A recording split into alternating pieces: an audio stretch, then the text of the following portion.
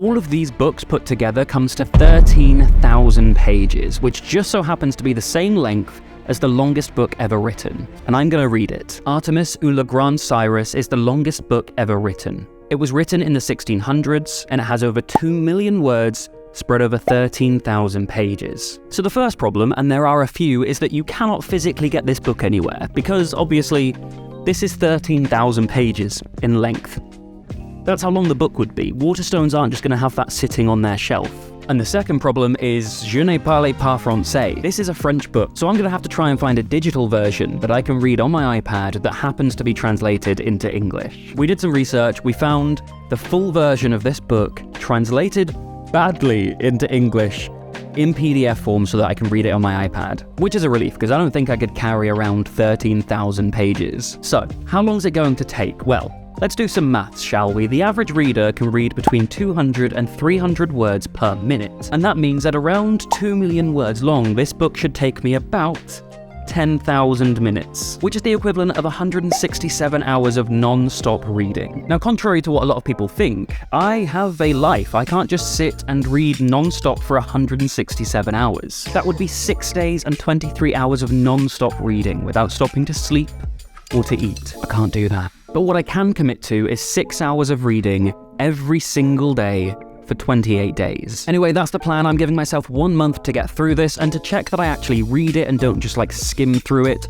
I'm then going to sit a test at the end. I'll take a quiz about the book to see just how well I've taken in the narrative. Anyway, that's enough chatting because I have 6 hours of reading to do today. Let's jump in.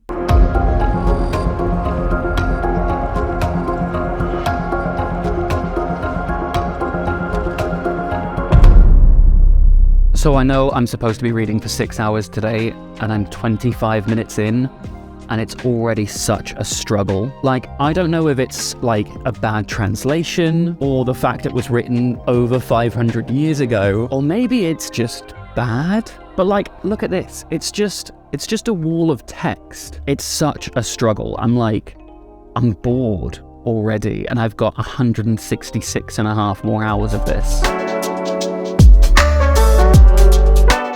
So why am I bothering with this? I know it's not going to be fun. Well, I have always loved reading for as long as I can remember. Growing up, reading was my personality. I had friends who played sports, friends who were really clever, friends who loved video games. I loved books. And then I went to university to get a literature degree, and it killed that passion for me. I remember I loved The Lord of the Rings, and then we had this one assignment where we had to study this one chapter of Lord of the Rings over and over and over and over again. And I remember we had to draw parallels between this chapter from Lord of the Rings and 1950s immigration policy in the UK, and it just tore this love of reading away from me, and I miss it. And ever since I graduated years ago, it's just been reading slump after reading slump after reading slump. Found the odd book that I've been able to get through, but ultimately, I never rediscovered that love for reading. Hell, excluding Harry Potter, I haven't finished a book in over 2 years. And so I'm kind of hoping this challenge will act as a big reset for me and my love for reading. Don't get me wrong, I know I'm not gonna love reading this book. 17th century French literature was never really my thing. But if I keep picking this book up, no matter how much I hate it, and I keep making time for reading again, I know that all these books that I've started, and I know I'd love if I gave them a chance, it'll remind me that I can go back and pick them up again. And in doing that, hopefully I can rediscover my love for reading.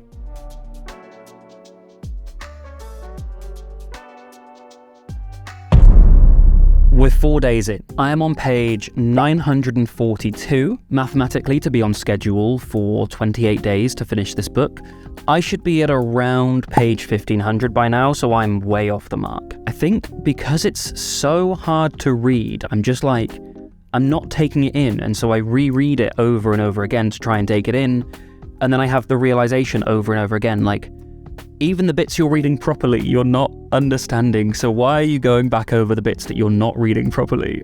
Just get through it. Just get through it. What I am understanding is that there was a fire, okay, and the fire went on for ages, hundreds of pages of them just trying to put out this fire. So Artemene, who's the main character, and I think his men, who I think are the men that he is captain of on his ship, they come into the city and they help put the fire out, but they're not from that city, and so I don't think they're supposed to be there. So then there's this ship chase, and then I think he's put in prison but I'm not 100% sure. So anyway, lots of people fight. There's a lot of pining after the princess. And at first it seemed like Artemene was fighting with the king because they both wanted to marry the princess. But that wouldn't make sense because the princess would be the king's daughter, so I think I've misunderstood that. Anyway, there's lots of telling of stories, people whining about their problems. There's a lot of characters who sound like they should be in The Lord of the Rings. We've got Feanor, Hesianida, Galathea, and Meneclida. I'm pronouncing these entirely wrong, I'm sure. Anyway, I feel like I've given you no information about this story, and yet I have given you all the information that I have. I'm not feeling good about the quiz at the end of this at all.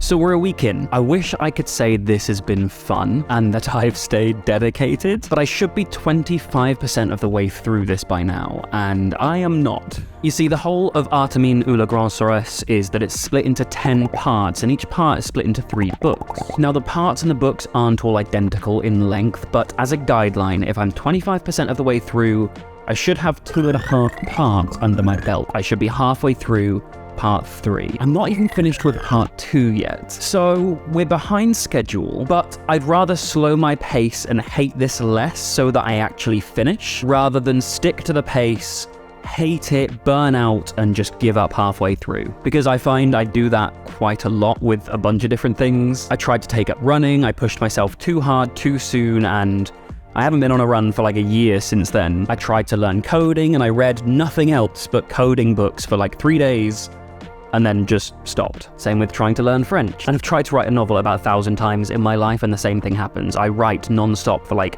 a day and a half, I get really excited, and then I never go back to it. So with this, I am pacing myself. We've had another few days of reading, and there's not anything really that exciting to share. A lot of this book is about people being captured and imprisoned and then freed or rescued. We've had it like 3 times already. It happened with Artemene, it happened with Cyrus, it's happening now with somebody else whose name I've forgotten. There are lots of names in it, okay? Give me a break. Anyway, there have been some like Game of Thrones style political coups, which has been quite cool. I mean, I understood like 20% of what was happening, but it felt like it was Game of Thrones style. Anyway, then there was this war, and it was all about Princess Mandane being like captured or rescued or something. And there was this whole thing where Cyrus went to save Mandane, but the person that he thought was her wasn't her. And the thing is, that rescue attempt went on for ages, and it felt like, you know, in the last Twilight movie where there's that big battle and it was all really epic, but none of it was real, and you come out the other side of it and you're just like, oh, okay, well, sort of, what was the point? Finding out all of this stuff happened to save Princess Mandane, only for it not to be her, it felt a lot like that. And I don't know if comparing a 17th century French book, the longest book in history, to Twilight and Game of Thrones makes me a literary genius, or very, very uncultured. Anyway, we're way behind schedule. I think at my current rate, instead of finishing at day 28, we're probably going to finish around day 36, 37, but I don't consider that a failure. That'll just be delayed victory. If you think you're bored of these montages, just think how bored I am of reading the actual book. I don't know if I can keep doing this. I feel defeated. It's just killing me. I hate this so much. It's honestly starting to feel like psychological warfare with myself that nobody's making me do. 6 hours a day, every day, just doing this. It feels like being back in school again, except that my friends aren't here, there are no teachers, and every lesson is the worst lesson I've ever had. And I know tomorrow is going to be just as bad as today, and so is every day thereafter for God knows how long. If I could make one suggestion to every single person on Earth, it would be this: do not read this book. And now we take a brief break from Brett's mental breakdown to learn some useless information about 17th century literature. So why is this book so long? After the first couple of thousand pages, I asked myself, what's the point of writing something with this many words? Who's gonna sit there and actually read it? You know, besides me. Well, I did some research and it turns out that books back in like 17th century France weren't really consumed in the same way that books are consumed nowadays. Like, people wouldn't just pick a book and sit and read it cover to cover. Not like they do now anyway. And not on their own. That's the other thing that I found interesting. Reading back then was a social event. Because you see, in 17th century France, not a huge amount of the population could actually read, so they wouldn't be able to just sit and pick up a book and enjoy it on their own. And so those who could read would often get a group together and read to them. And so that's why this book is split up into many different parts, because they couldn't just read 2 million pages in one sitting. So they kind of split into episodes so they could regather later and carry on with the story. It's sort of like if you ever sit and watch TV with your friends or family, consuming that story together as a group. You'd have somebody sat there reading Artemene ou le Grand Cyrus, episode by episode, over days, weeks, months. And that's why it's so long. And so if we compare it to modern day TV rather than modern day books, it actually fits in far better. Like, if you were to turn all 11 seasons of The Walking Dead into a series of books, it's probably going to exceed 2 million words or 13,000 pages. And so if you think about how this book was supposed to be consumed, actually it fits in really well to our modern media. And so I found that really interesting, but it didn't make reading it any less boring, because I guess I'm not reading it in the correct way.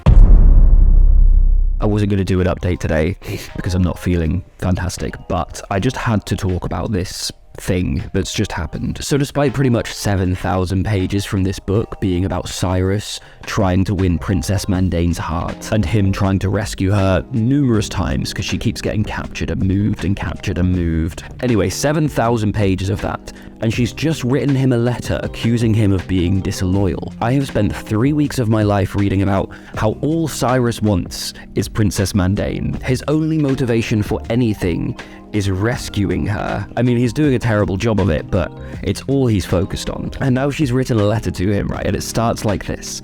From the unhappy Mandane to the unfaithful Cyrus. Like, she legitimately thinks he's with somebody else, or like just not bothered about her at all. Cyrus has traveled from country to country, fought battle after battle, all to try and rescue Princess Mandane. And she thinks he's just decided out of the blue that she's not worth it anymore. He's going to settle down with somebody else. Cyrus is obviously upset at the unfounded accusation, but I'm mostly impressed that she starts the letter by saying, from the unhappy Mandane to the unfaithful Cyrus. I would love to have the audacity to start a letter like that based on absolutely nothing. Like, I could never have that sass. The worst I get is I put regards at the end of an email instead of kind regards. Anyway, Cyrus spends a lot of pages being upset. Like, a lot of pages. Like, he's angry, then he's upset and angry, then he goes to his friends and he gets upset and angry towards them, and then he writes back to Mandane saying that all he wants in the world is her. He's going to save her, blah blah blah. He has this dream, and then if he wasn't already motivated enough for 7,000 pages, he's now found this new wave of motivation. And so he goes into another battle hoping it'll lead to Mandane. And spoiler alert, it doesn't.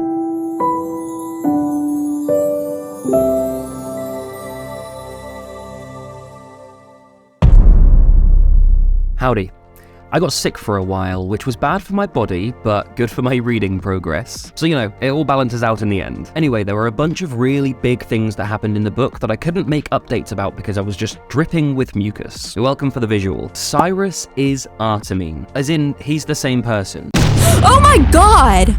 Artemene and Cyrus, just different names for the same bloke. For thousands of pages, they have been the same person, whereas I've thought they've been different characters. And I feel like this book would have made so much more sense if I just realized that earlier. Honestly, what an eye-opening moment. So like, the title is Artemene ou le Grand Cyrus, and that translates to Artemene or the Grand Cyrus. As in, you can call him one or the other. Whereas I thought it was about two characters and one of them would be victorious. I thought they were enemies and one of them would win. With that in mind, they never actually really were in the same scene or ever had any animosity towards each other. Obviously they didn't, they're the same person. Jesus Christ, I am a moron. Anyway, we got really far with this. We are 10,000 pages in now. That's still not back on schedule. I should be at around 12,000 pages, but I'm not gonna let that dampen my spirit. I'm feeling healthy again, I've kicked this illness, I've got a second wind, so let's go, let's finish this book.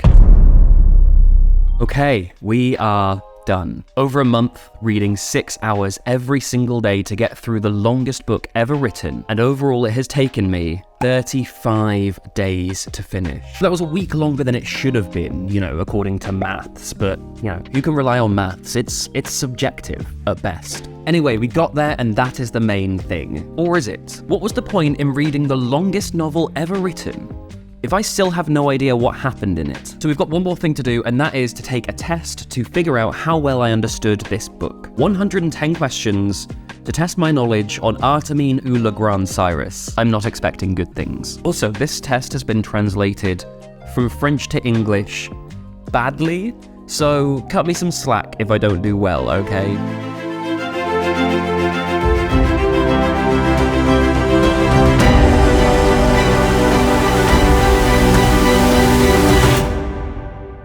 Okay, I took the test, and I marked it myself because I don't know anybody else who's read this book. Who else is going to mark it? I think I was fair with the marking. There was one question where I was a bit lenient with myself. But that's just because I got these two battles mixed up, and there are like dozens of battles that take place in this book, so that's really easy to do. So I just gave myself a bit of a break and leniently awarded myself an extra mark or two. For the rest of the questions, I couldn't even be lenient with myself if I tried, because in this test, I was either right or very, very wrong. So without further ado, in this test, I scored a total of, one-handed drum roll. That's just someone tapping on a table. Anyway, I scored 46 out of 110. That's 41%, which I'm pretty pleased with. Honestly, if you'd asked me before, I would have guessed I would have got like 20%, if that. So 41%, that's twice as good as I thought I'd be. Now, based on my research, 43% is the average grade you'd need on an average test to get a C. So I'm a little gutted with how close I came, but just missing out on that C grade. But overall, for me, it's not about the grade, although it might have been if I'd got like 80%. No, what this is about is the fact that I did it. As hard as things got, I persevered and I finished the book, which just goes to show with a bit of discipline, I can get back into reading, maybe I can write that novel at last. Just need to really set my mind to it and set myself some goals. Anyway, if you want to read this book, you don't. You absolutely don't. What you might want to do instead though is watch this video where I used AI to write fan fiction. Believe me, the story in this video is far better. So go and watch that next. Thank you for watching. I'll see you next time.